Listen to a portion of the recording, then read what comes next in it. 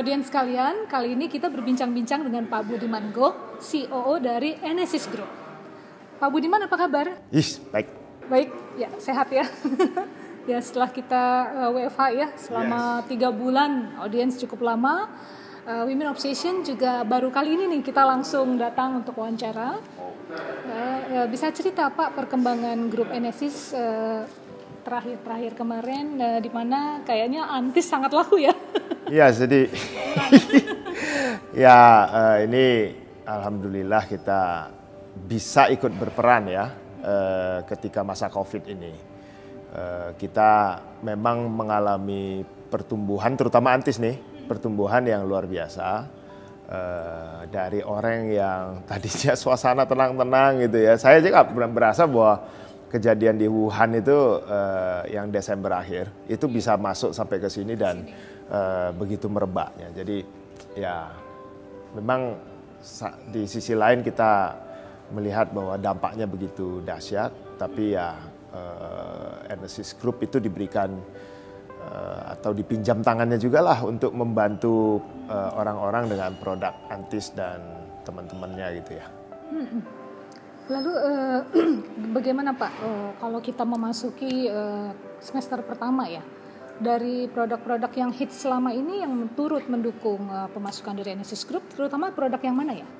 Jadi sebenarnya kalau yang paling dicari orang Antis karena memang itu jadi top of mind. Setelah itu kalau yang lain-lain seperti Adem Sari karena dia menggunakan dia kan kalau biasanya orang bilang oh panas dalam Adem Sari. Itu kan yang diserang pertama kan tenggorokan. Dan rasanya udah apa ya, agak-agak anget-anget, terus tenggorokan kok udah gatel-gatel gitu ya. Itu kan sebenarnya COVID itu kan gitu ya, lewat sini, lewat tenggorokan, makanya swab test itu yang diambil kan daerah situ ya. Jadi salah satu yang kami juga cukup fokuskan adalah Adem Sari ini. Itu cukup lumayan responnya setelah kita beritahu bahwa kita Adem Sari ini salah satu yang bisa meningkatkan imun sistem kita, dan kalau kita rasanya tenggorokan agak-agak gatel-gatel atau ini kok kayaknya nggak enak nih ya, itu sebelum COVID pun orang-orang sudah menggunakan. Jadi sesudah itu apalagi. Nah yang terakhir yang paling yang baru juga bulan Mei ya, kita dapat kabar dari kalau nggak salah Kemenkes ya, yang tiba-tiba mengusung eukaliptus. Oh, eukaliptus ya. Ya, eukaliptus untuk jadi enggak. Jadi sebenarnya eukaliptus yang terakhir justru kami agak unik setelah melihat ada ini kan eukaliptus plosa ya, Mbak. Itu kan kita itu ada inhalernya, ada juga roll onnya gitu ya. Kita juga baru walaupun sebenarnya kita udah tahu bahwa eukaliptus itu dari zaman ke zaman itu memang punya daya untuk menghadapi virus. Menghadapi virus. Ya? Justru salah satu bahan yang namanya eukaliptus itu tuh memang bisa mencegah virus. Nah itu kira-kira sih yang selama ini kita lagi coba mendorong gimana sih caranya Enesis Group ini bisa berpartisipasi supaya ketika COVID-nya merajalela seperti kemarin, ya kita pakai Antis. Kalau Anda mau keluar, mau makan, mau apa. Sebenarnya gaya hidup seperti itu yang harus dibiasakan. Nah sekarang kita lagi kejar orang pakai masker supaya nggak sesak. Kalau bisa kita berperan, Enesis Group itu berperan di sektor-sektor seperti itulah Mbak. Yang lebih sophisticated, nggak sekedar orang bikin apa kita launch, orang bikin enggak. Bagaimana dengan sekarang ini ya, karena kan semua social distancing di era new normal, kira-kira perubahan apa yang diterapkan pada Bapak baik itu terhadap produk maupun di internal maupun eksternal? Oke. Kita ini kan termasuk salah satu yang memegang izin PKRT ya. PKRT itu ya izin untuk produksi Antis dan teman-temannya lah ya. Dan salah satu juga yang memang tidak boleh tidak produksi karena memegang itu tadi. Nah ada dua sih sebenarnya, karena kita memproduksi Antis sama Sovel. Ini demam berdarah nggak terekspos saja, jumlahnya juga mengerikan. Iya, ya cuman itu kan silent killer. Ya nggak semeriah COVID kalau diberitakan, tapi ya itu dari tahun ke tahun ya membunuh. Selalu ada dan ribuan selalu. Korban itu selalu ribuan gitu. Nah, karena kita juga produksi itu, kita harus buka. Sehingga yang kita lakukan di internal kita ini dari kemarin tuh walaupun kita sebenarnya boleh aja semua masuk, tapi kita menerapkan protokol kesehatannya dengan 50%. Terus pabrik itu tiap 2 jam itu break untuk hand wash, untuk segala. Jadi untuk di steril kembali anak-anak pabrik ya yang kerja. Kalau pangsa pasar Indonesia, menurut Bapak masih banyak yang harus diraih? Saya kira sih iya ya. Jadi saya terakhir ini melakukan banyak perbaikan di terutama di sektor distribusi. Ya, kalau marketing mungkin belakangan ini kita udah lebih rajin dan lebih masif di digital ya. Jadi cara-cara kita bermain digital juga pasti beda dengan orang yang nggak selalu harus pay ad saja, tapi juga menggunakan konten-konten yang agak beda gitu ya, dengan algoritma-algoritma yang berbeda juga. Nah, kalau yang di distribusi atau sales itu yang paling masif adalah mengembangkan channel-channel baru. Jadi kayak Adem Sari, Vegeta dan lain-lain ini dulu atau produk-produk kita lah itu jarang diperoleh di apotik maupun toko obat. Nah, karena kita belum sangat masif di situ. Sekarang saya rasa hampir 70-80% coverage farmasi ya kalau kita bilang ya, itu pasti sudah ada. Di luar Century Garden. Ya sampai ke bawah-bawah. Itu pasti sudah ada. Terus e-commerce tadinya juga malu-malu, sekarang rasanya kita udah cukup leading. Bahkan kita nggak usah ngomong lah, Antis ya, sehari 24 jam aja 72.000 transaksi kalau kita pasti compare itu. Jadi hanya satu e-commerce aja. Jadi cukup mulai agresif di channel-channel baru, termasuk sekarang menyongsong new normal, kami membangun channel B2B dengan teman-teman di. Jadi kita punya tim B2B nih, datengin kantor-kantor, barangkali nanti dari Women Obsession juga, semua kantor kita datengin untuk ditawarkan Jirigen. Karena itu yang satu gini ya, kita pengen ya kalau beli botol-botol kecil semprot terus itu buat personal oke. Tapi kalau udah kantor, sebaiknya yang Jirigen aja. Dikasih dispenser, jadi bisa satu lebih hemat, kedua kita sebenarnya lebih concernnya adalah gini sih, plastik kita ini kan company yang selalu pengennya bikin apapun tuh green, nggak kalau bisa barangnya itu nggak banyak kalau bisa natural, kecuali terpaksa nggak bisa natural organik itu kita lebih daripada pakai flavor-flavoran, itu biasanya kita begitu. Pangsa luar negeri? Oke, luar negeri. Ya, so far kita sendiri punya kantor representatif di beberapa negara yang udah established ya. Ini memang agak unik. Orang biasanya masuk Asia Tenggara sih buat kita market pertama.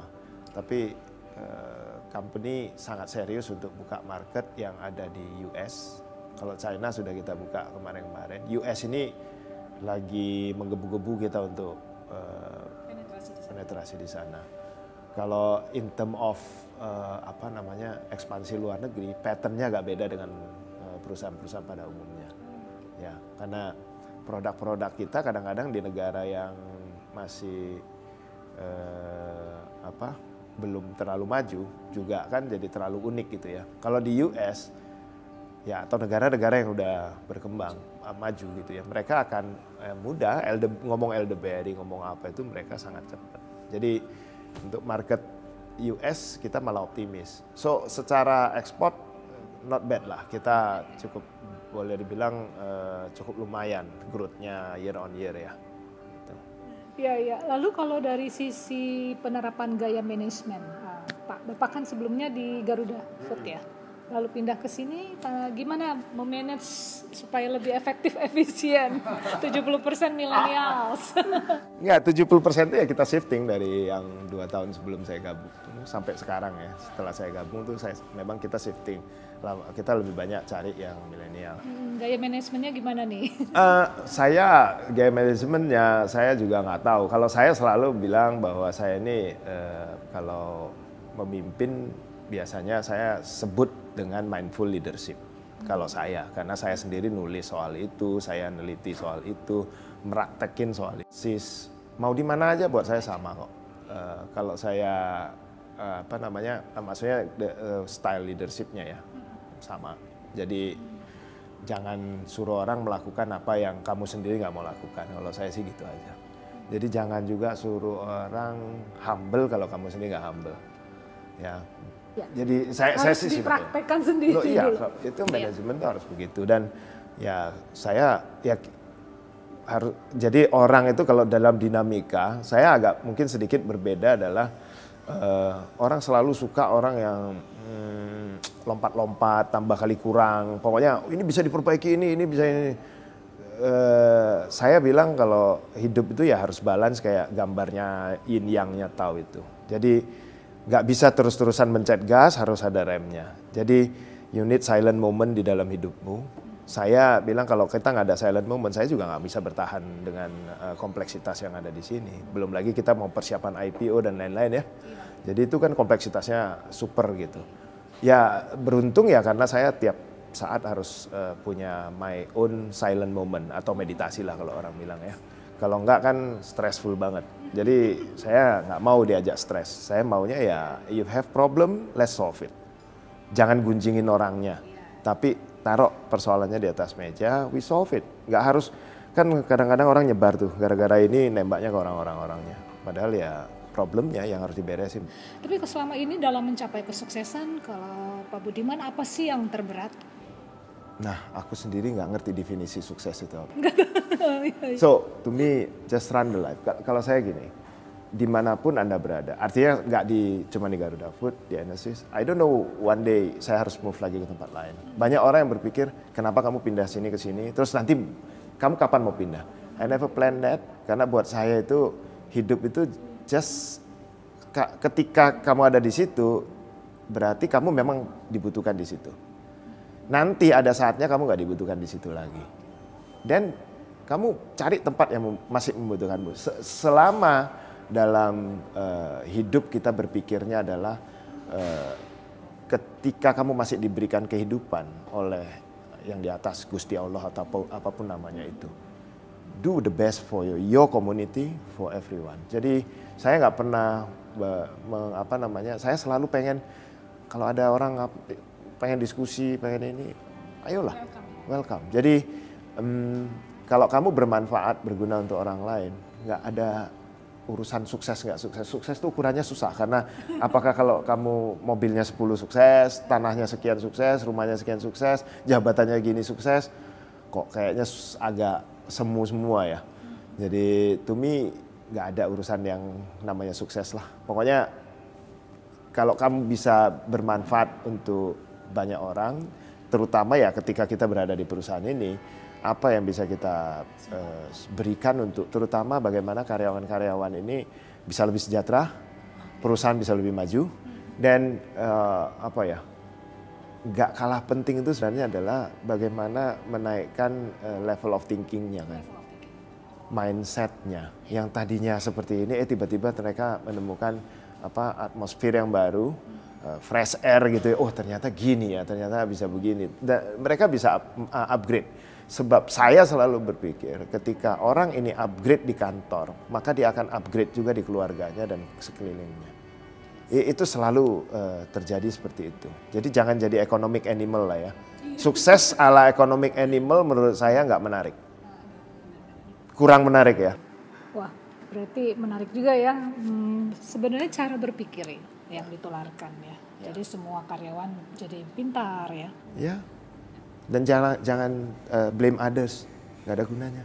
Find the solution. Itu yang jarang orang mau. Iya, menghindar buang waktu sih sebenarnya ya. Iya, tai chi. Ya, seperti itu.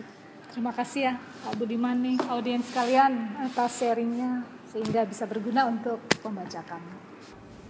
Semoga.